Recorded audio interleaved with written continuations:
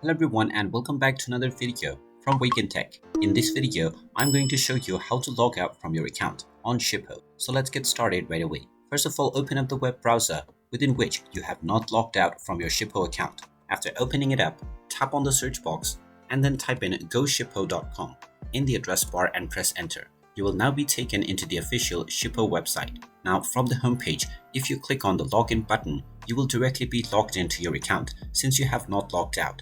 This will take you into your orders page from which you will be able to track all of your orders.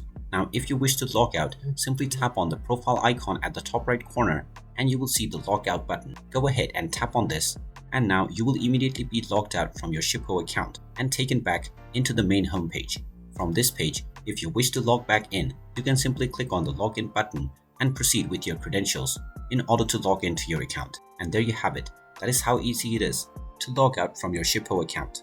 If you find this video helpful, make sure you hit that like button and subscribe to our channel if you haven't done so already. Also ring that notification bell to never miss another update from us. Thank you for watching and I will see you again in the next video.